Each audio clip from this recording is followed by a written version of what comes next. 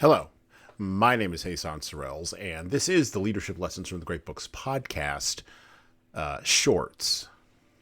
There's no co-host on these shorts episodes. These are now around 2 to 4 minute, sometimes as long as 6 to 10 minute observations, ideas, thoughts, or rants about the literature, philosophy, psychology, and even the theology of leadership. Because listening to me talk about leadership for now around 2 to 4 minutes is still better than reading and trying to understand yet another business book. Even that business book your coworker won't stop raving about because it quote-unquote changed their life, but you can't see any difference in their leadership behavior. So how good could that author be?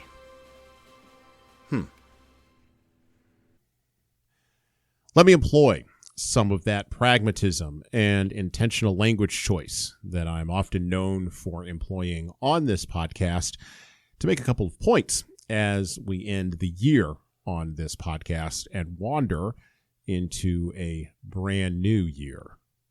That is the year 2025. Point number one, particularly as it relates to this show, the impact of reading, writing, and thinking, well, I think will become more of a valuable act in 2025 as more and more people begin to outsource more and more of their cognitive load to machine learning programs. We're already beginning to see this happen with 22-year-old Stanford graduates barely able to think of the next word because ChatGPT is so good at thinking of the next word for them.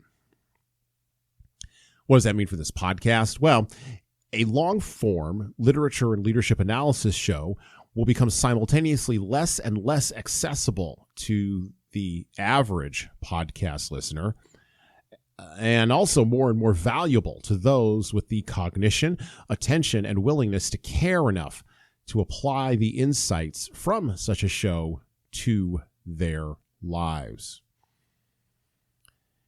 The second point that I'd like to make in relation to what we're going to be doing and where we're going to be going in 2025 while looking back at 2024 is that the need to have our show on the air becomes more and more critical as time continues to go by, because there must be a show.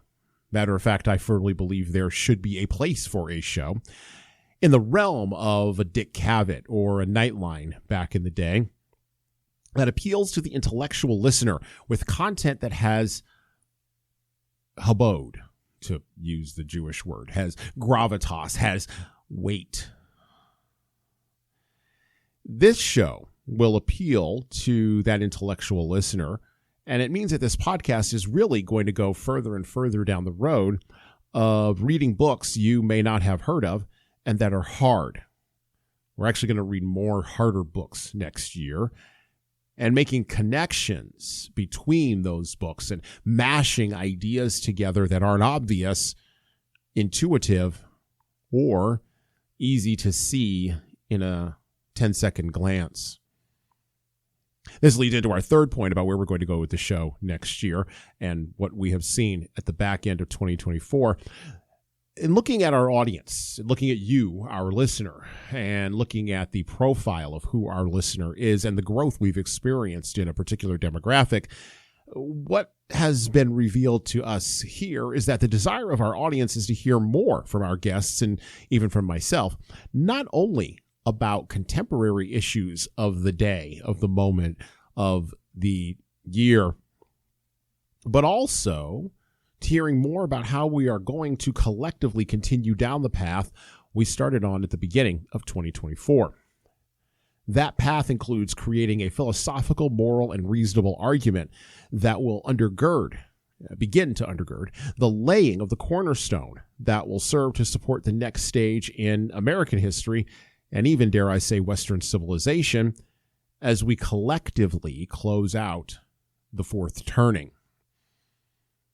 What that means at an even deeper level is the books, the guests, and even myself as a host will be challenging you, the listener, to step up and begin genuinely, intentionally, and on purpose, begin the process of leading, building, and creating the future that we all want to live in and that we want our children to lead in.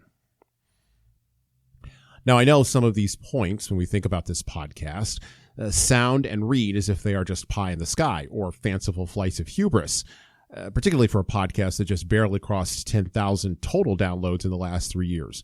But if our reach fails to exceed our grasp, well, Horatio, then what's the heaven for? I've always believed that a podcast, and in particular this podcast, could be a small part of the movement to save Western civilization. I also, and this is kind of selfish, don't want to have to tell my grandchildren someday that the only contribution I made to the rescuing of civilization at the end of the chaos of the fourth turning was to shovel digital poop on rented land on some social media platform that I don't even own. And quite frankly, I don't think any of you listeners want to say that to any of your grandchildren either. Merry Christmas and Happy New Year from all of us here at the Leadership Lessons from the Great Books Podcast. And well, that's it for me. Thank you for listening to the Leadership Lessons from the Great Books Podcast today. And now that you've made it this far, you should subscribe to the audio version of this show on all the major podcast players, including Apple iTunes, Spotify, YouTube Music, and everywhere else where podcasts are available. There's also a video version of our podcast on our YouTube channel. Like and subscribe to the video version of this podcast on the Leadership Toolbox channel on YouTube. Just search for Leadership Toolbox and hit the subscribe button there on YouTube. And while you're doing that, leave a 5-star review if you like what we're doing here on Apple, Spotify, and YouTube. Just go below the player and hit 5 stars. We need those reviews to grow, and it's the easiest way to help grow this show. And tell all your friends, of course, in leadership. By the way, if you don't like what we're doing here, well, you can always listen to another leadership show. There are several other good ones out there. At least that's what I've heard. All right. Well, that's it for me.